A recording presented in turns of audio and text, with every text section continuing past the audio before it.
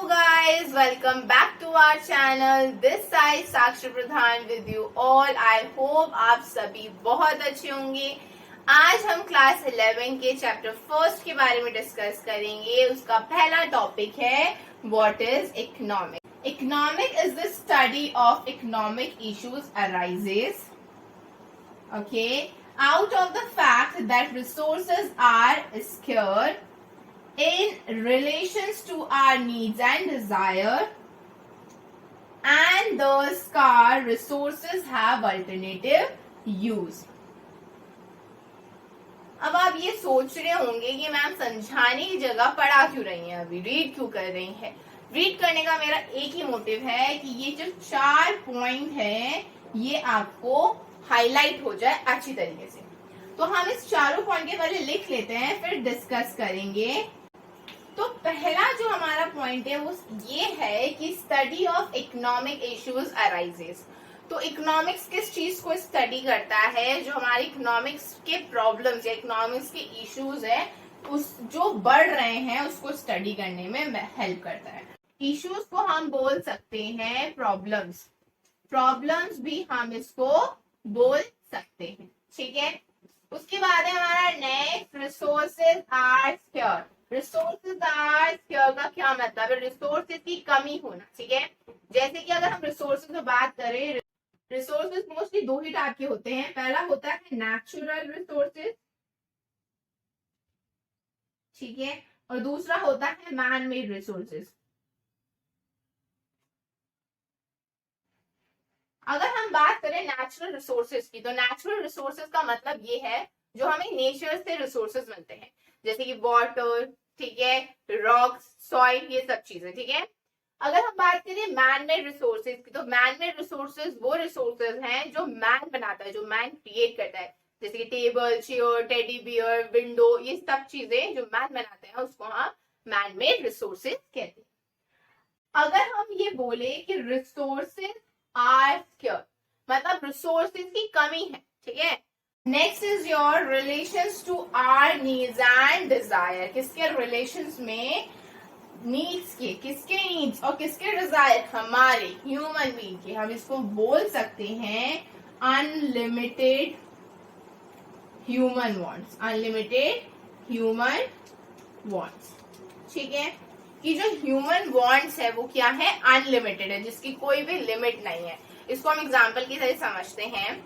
जैसे कि आपकी कोई वांट है, ठीक है, वो पूरी हो जाती है तो आपकी न्यू वांट्स क्या हो जाती है?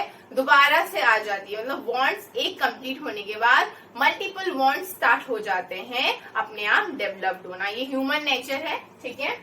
नेक्स्ट है हमारा square resources of alternative use. क्या है?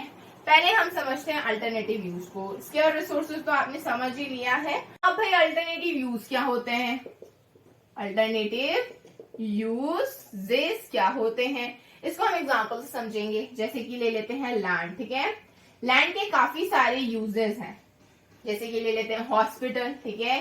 लैंड पे हॉस्पिटल बन सकता है. लैंड पे एग्रीकल्चर एक्टिविटीज हो सकती है. ठीक है. लैंड पे हम स्कूल खोल सकते हैं. लैंड पे इंडस्ट्रीज बन सकती है या बोल सकते हैं फैक्ट्रीज, बिल्डिंग्स. ठीक है. ये सब चीजें हम लैंड पर बना सकते हैं. तो ये जितने भी चीजें हमने लैंड का यूज किया उसको हम ऑल्टरनेटिव यूजेस कहते हैं. ठीक है. अगर हम दूसरा एग्जांपल ले वाटर. ठीक है. मान लेते हैं वाटर है. ठीक है. वाटर के कितने सारे यूज होते हैं. वाटर ड्रिंकिंग के लिए यूज होता है, वाटर बाथिंग के लिए यूज होता है, वाटर प्लांटेशन करने के लिए, प्लांटिंग में पानी डालने के लिए यूज होता है. तो वाटर्स के काफी सारे यूजेस हमें यहाँ पर देखने को मिल गए. तो यही सब चीजें क्या है? हमारे ऑल्टरनेटिव यूजेस हैं. ओके. तो अब इस डेफिनेशन से हमें क्या पता चलता है कि जो इकोनॉमिक है वो किस चीज की स्टडी करता है? वो स्टडी करता है हमारे इकोनॉमिक इश्यूज की जो भी राइजेस हो रहे होते हैं. ठीक है. That resources are scarce in relations to our needs, desire. हमारे needs और desire से ह्यूमन वांट्स के अनलिमिटेड जो ह्यूमन वांट्स है उसकी कंपैरिजन, उसके रिलेशन में जो रिसोर्सेज है वो कम पड़ रहा है. ठीक है. और जो स्कैर रिसोर्सेज हैं, जो स्क्योर रिसोर्सेज है उसका क्या यूज हो रहा है? कैसे यूज हो रहा है? ऑल्टरनेटिव यूजेस हो रहा है। कंजप्शन वो एक्ट है जो रिसोर्सेस को यूज करता है अपने सेटिस्फेक्शन को पूरा करने के लिए, जो उसकी करंट सेटिस्फेक्शन होती है उसको पूरा करने के लिए, ठीक है।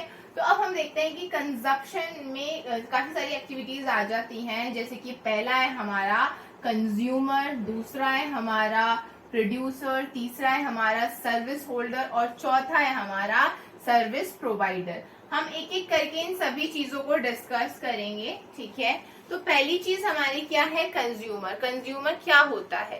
कंज्यूमर वो एक पर्सन है जो गुड्स एंड सर्विस को खरीदता है अपने सेटिस्फेक्शन को पूरा करने के लिए।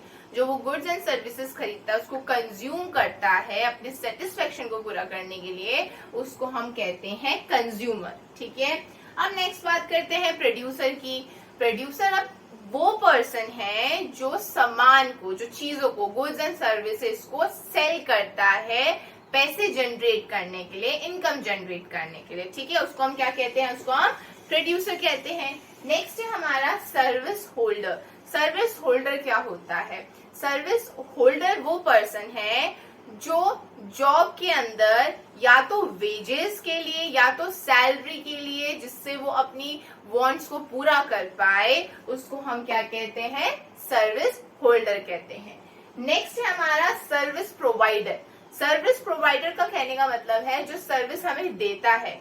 सर्विस प्रोवाइडर वो एक पर्सन है जो हमें सर्विस प्रोवाइड करता है, जैसे कि डॉक्टर हो गया, टीचर हो गया, ठीक है। ये सब किस चीज में आ जाते हैं? सर्विस प्रोवाइडर के अंदर आ जाते हैं। तो आई होप आपको ये सब क्लियर हुआ होगा, कंज्यूमर, प्रोड्यूसर, सर्विस होल्डर और सर्विस प्रोवाइडर, ठीक है। बहुत इंपॉर्टेंट है, इन सबका मतलब आपको पता होना चाहिए अगर आप इकोनॉमिक्स के स्टूडेंट हैं तो। अब हम बात करते हैं एक्टिविटी की। एक्टिविटी में दो चीजें आ जाती हैं। पहली है हमारी इकोनॉमिक एक्टिविटी और दूसरा है हमारा नॉन इकोनॉमिक एक्टिविटीज। पहला है जो हमारा इकोनॉमिक एक्टिविटीज, वो क्या है? Related to the use of scarce resources is called economic activities। जो यूजेस, हम जो रिसोर्सेज की कमियां है उसको जो हम यूज करते हैं वो हमारी इकोनॉमिक एक्टिविटीज में आ जाता है। दूसरा है हमारा non economic activities. Non economic activities which do not concern with the money, जिसके मनी के साथ बिल्कुल भी कोई लेन देन है ही नहीं, वो हमारा हो गया नॉन इकोनॉमिक एक्टिविटीज। जैसे कि पहला है हमारा इसमें एग्जाम्पल में सोशल एक्टिविटी। सोशल एक्टिविटी हो गई समाज सेवा जिसे हम बोल सकते हैं, ठीक है, चैरिटेबल एक्टिविटीज, ठीक है, रिलीजन एक्टिविटीज और एक्सेट्रा एक्सेट्रा, जिसमें अर्निंग ऑफ मनी नहीं होती है उसको हम नॉन एक्टिविटीज कहते हैं। और जिसमें स्कार रिसोर्सेज का यूज होता है उसको हम इकोनॉमिक एक्टिविटीज कहते हैं। अब हम बात करते हैं इकोनॉमिक एक्टिविटीज को क्लासिफाई किया गया है production, consumption, investment, exchange and distribution में। प्रोडक्शन का मतलब क्या होता है? प्रोडक्शन का मतलब होता है जो रॉ मटेरियल से हम बनाते हैं, किसमें? फिनिश गुड में, फाइनल गुड में जो हम बनाते हैं उसको हम बोलते हैं प्रोडक्शन। मान लीजिए जैसे वुड है, वुड का हमने टेबल बनाना है तो हम रॉ मटेरियल कहाँ से ले रहे हैं? नेचुरल से ले रहे हैं, नेचर से ले रहे हैं, राइट। नेचुरल रिसोर्सेज से ले रहे हैं ना, नेचर से। नेचर से हम वुड लेके आ रहे हैं और हम उसको कन्वर्ट कर रहे हैं टेबल में, तो वो क्या हुआ? हमारा प्रोडक्शन हो गया, राइट। नेक्स्ट है हमारा कंजप्शन। कंजप्शन क्या होता है? कंजप्शन मैंने आपको पहले भी बताया था लेकिन फिर बता देती हूँ दूसरे एग्जाम्पल से कि कंजप्शन क्या होता है। कंजप्शन होता है जैसे कि आपने पानी पी लिया, आपने पानी को कंजप्ट कर लिया, कंजप्शन कर लिया, कंज्यूम कर लिया, उसको हम बोलेंगे कंजप्शन, ठीक है। नेक्स्ट है हमारा इन्वेस्टमेंट। इन्वेस्टर वो होता है जो मनी को इन्वेस्ट करता है, ठीक है।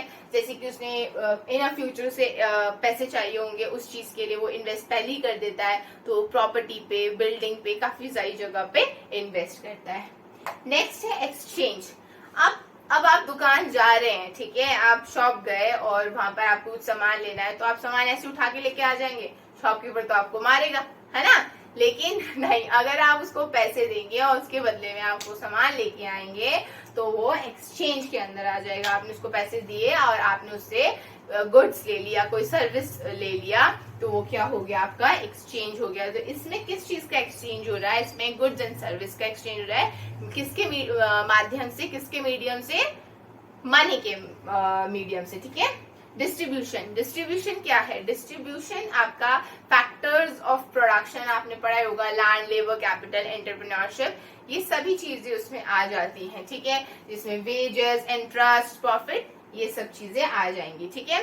तो ये है हमारा एक्टिविटी कि आप लोगों को ये सारी चीजें पता होनी चाहिए, जैसे कि who is consumer, what is consumption, who is producer, what is production, saving and investment, ठीक है। पहले हम बात करते हैं हु इज कंज्यूमर, ठीक है। कंज्यूमर कौन होता है? A consumer is one who consumes goods and services for the satisfaction of his want, ठीक है। कंज्यूमर क्या होता है? जो अपने गुड्स एंड सर्विस को खरीद के उसको कंज्यूम करता है, उसको हम कंज्यूमर कहते हैं, ठीक है। नेक्स्ट चलते हैं व्हाट इज कंजप्शन पे। What is consumption? Consumption is act of using resources of satisfy current wants and needs, ठीक है। जो करंट वांट्स को क्या करता है, सेटिस्फाई करता है हमें रिसोर्सेज को यूज करने पे, उसको हम बोलते हैं कंजप्शन। जैसे कि आपको प्यास लगी है, ठीक है, आपको बहुत प्यास लग रही है और आपको क्या चाहिए, करंटली अवेलेबल रिसोर्सेज क्या चाहिए, वाटर चाहिए, तो आप किस चीज का यूज करेंगे, वाटर का यूज करेंगे अपने सेटिस्फेक्शन को पूरा करने के लिए। तो आपने जो ये रिसोर्सेज को करंटली यूज किया वो आपका हो जाता है कंजप्शन, ठीक है। नेक्स्ट बात करते हैं हु इज प्रोड्यूसर। प्रोड्यूसर कौन होते हैं? हु प्रोड्यूस और sell goods and services for the earning money, ठीक है। कहने का मतलब ये है कि प्रोड्यूसर वो इंसान है जो सामान को बेचता है या सामान को प्रोड्यूस करता है अपने सेटिस्फेक्शन को पूरा करने के लिए। क्या है उसका सेटिस्फेक्शन? अर्निंग मनी, पैसे कमाने के लिए, उसको हम कहते हैं प्रोड्यूसर, ठीक है। नेक्स्ट चलते हैं व्हाट इज प्रोडक्शन। प्रोडक्शन क्या होता है? Process of converting raw materials into a full useful things, ठीक है। ऐसे रिसोर्सेज को हम जो लेते हैं, जैसे कि एग्जांपल से हम समझते हैं इसको, एग्जांपल से जैसे कि हमारे पास वुड है जिसको हमने कन्वर्ट किया टेबल पे, ठीक है, या फिर चेयर पे, कुछ भी आप लिख सकते हैं, ठीक है। तो ये हमारे पास था नेचुरल रिसोर्सेज, ठीक है। वुड जो ट्री से मिलता है, हमारे पास नेचुरल रिसोर्सेज है जिसको हमने किस पे कन्वर्ट किया, एक यूजफुल थिंग पे कन्वर्ट किया, टेबल पे और चेयर पे, उसको हम कहते हैं प्रोडक्शन, ठीक है। नेक्स्ट बात करते हैं सेविंग की। It is that part of income which is not consume. Income का जो कुछ पार्ट है जो हम सेव करते हैं बैंक में, ठीक है, या पिगी बैंक में सेव करते हैं, उस पैसे को हम बोलते हैं सेविंग, ठीक है। नेक्स्ट बात करते हैं इन्वेस्टमेंट की। It is the expenditure by the person on the purchase of such assets which helps to generate money या इनकम, ठीक है। इन्वेस्टमेंट कौन होता है? इन्वेस्टमेंट एक पर्सन ही होता है जो कि चीजें को खरीदता है, ऐसी चीजों को जिससे उससे पैसे जनरेट हो, ठीक है। आप बोल सकते हो लैंड, ठीक है, लैंड खरीदेगा तो उससे क्या होगा, है ना। लैंड अगर आज के, आपको पता है कि लैंड की वैल्यू जो है वो बढ़ती जाती है टाइम पे, है ना।